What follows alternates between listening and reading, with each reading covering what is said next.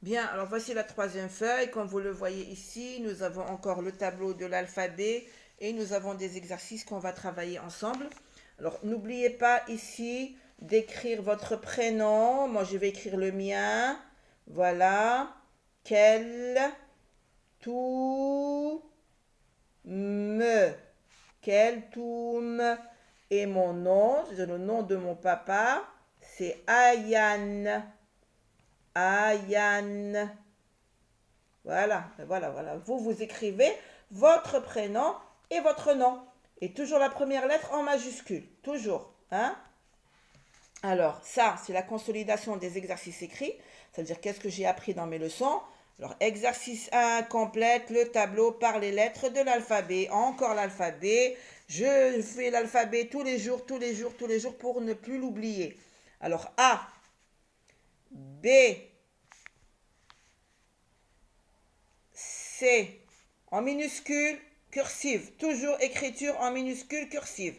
A, B, C, D, E, F, G, H, I, J. Vous devez savoir que quand vous oubliez une lettre, tout l'alphabet, vous l'avez perdu. Tout l'alphabet. Si moi j'oublie d'écrire le E à sa place, je vais mettre le F ici et le G ici et le H ici et tout va se mélanger. Et la maîtresse, elle va prendre le stylo rouge et elle va barrer tout ça. Hein? D'accord? Alors faites attention. J, on s'est arrêté à J. On continue. K, K, L, M, N, O, P, Q, R, S, T, la lettre T, U, V, W, X, Y et Z. Les 26 lettres de l'alphabet qu'on a écrit. Exercice 2. Écris un, une ou des devant les noms. Alors un, déterminant masculin, comme un garçon. Une, déterminant féminin, comme une fille, comme une maman. Des, ça veut dire beaucoup, tout simplement. Des, c'est le déterminant au pluriel de un et de une. Les noms, c'est les dessins que vous voyez là, le nom de chaque dessin. Alors ici, nous avons, on va lire framboise. Framboise. Alors, comme vous le voyez sur le dessin, même si vous n'avez pas encore appris à lire correctement les mots, vous devez savoir que là, j'en ai 3. Ça veut dire que j'ai beaucoup. Ça veut dire que j'ai le pluriel.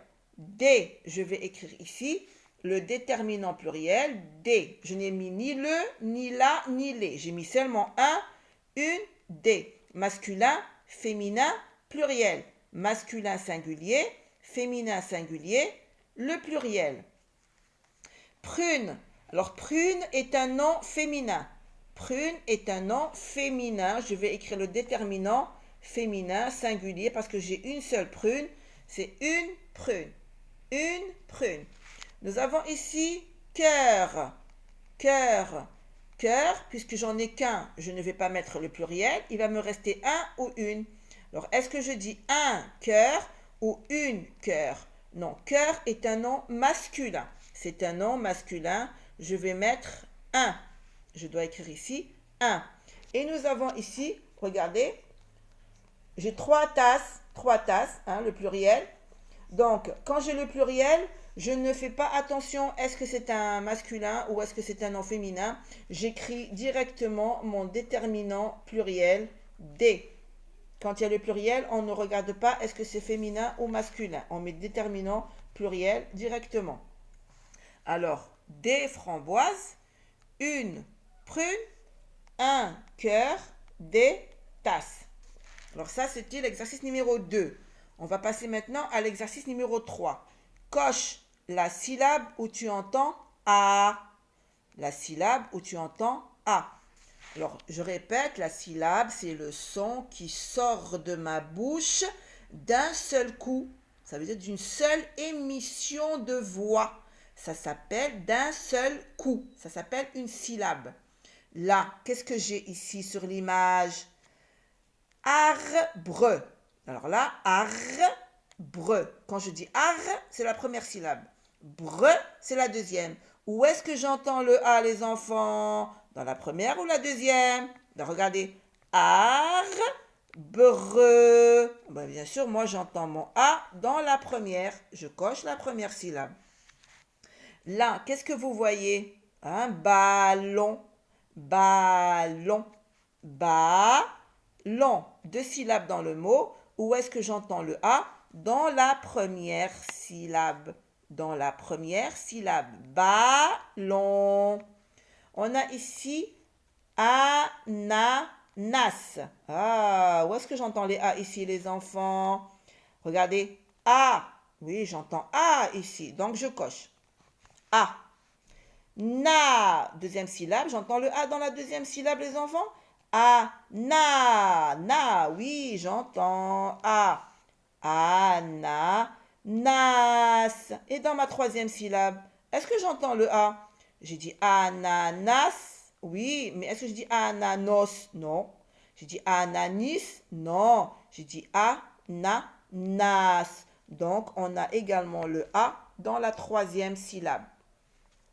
Ce que vous voyez ici, ça s'appelle un parapluie. Ça me cache de la pluie.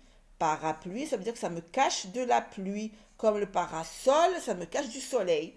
Le parapluie, il me cache la tête de la pluie. Il m'abrite. Alors, on a parapluie.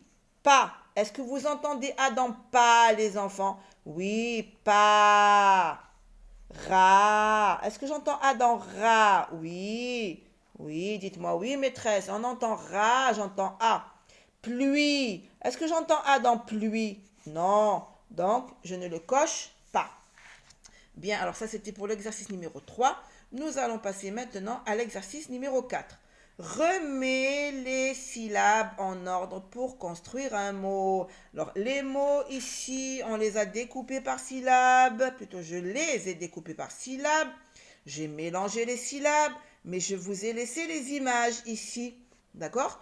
Pour vous faciliter un petit peu le travail. Qu'est-ce que vous voyez sur cette image? Girafe. Oui, une girafe. Ici, je vois un ananas. Ananas. Ananas. Ici, je vois des cerises. Il y a beaucoup de cerises. Ce sont des cerises. Et ici, je vois une souris. Souris. C'est très facile. Je vais regarder mes syllabes et les lire. Syllabe feu, syllabe j et syllabe ra.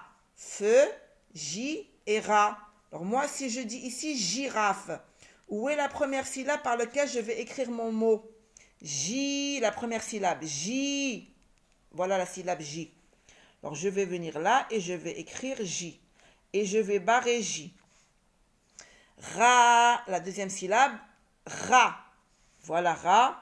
Et je viens et j'écris ra. Jira. Et je barre ma syllabe que j'ai écrite. Et il me reste la syllabe feu. Girafe. Girafe.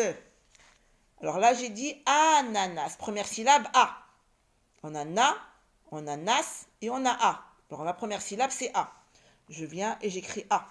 Je barre le A. Na, la syllabe na. N-A. Na. Alors quand j'écris en script, je mets 2 points pour le N. Ana et j'ai nas. La dernière syllabe, je barre le na que j'ai écrit et il me reste la dernière syllabe. Ananas. Ananas. J'ai dit ici que ça s'appelait des cerises. On les connaît tous. Vous connaissez les cerises parce qu'on les a vues ensemble. Et vous les connaissez d'ailleurs. Cerises. On va lire les syllabes. Alors ici, on a ce. On a ici ri. Et on a ici ce. Alors là, on va faire attention parce qu'on a un ce ici et un ce ici. Mais ce que je dois voir ici, j'ai beaucoup de cerises. C'est le pluriel. Donc, je vous ai expliqué dans les mots, quand je les remets au pluriel, je rajoute un S à la fin. Je rajoute un S à la fin. Où est la syllabe qui se termine par un S ici? Celle-ci ou celle-là? Non, c'est celle-là. On a le S ici du pluriel. Donc déjà, vous voyez cette syllabe? c'est la dernière syllabe du mot qu'on va écrire. C'est la dernière. Donc, voilà le ce que je vais écrire. Là où il n'y a pas de S. Là où il n'y a pas de S. Alors, ce. Voilà. Riz. J'ai dit ce riz. J'écris riz. Et je termine par la dernière syllabe. Je. Si, cerise. Et je mets un S parce qu'il y a beaucoup de cerises. Le dernier dessin et le dernier mot, on a dit que c'était une souris. Alors là, on a deux syllabes, ri et sou. C'est très facile. Ri et sou. Souris. Alors souris. Je vais commencer par la syllabe sou et je la barre. Et je termine par la deuxième et dernière syllabe, ri, et le S est une lettre muette dans souris. C'est un mot qui ne change pas. Si je dis une souris, ça se termine avec S. Si je dis des souris, ça se termine aussi avec un seul S. Bien, alors ça c'était pour le troisième exercice. Nous allons passer maintenant au quatrième et au dernier que je vous ai donné.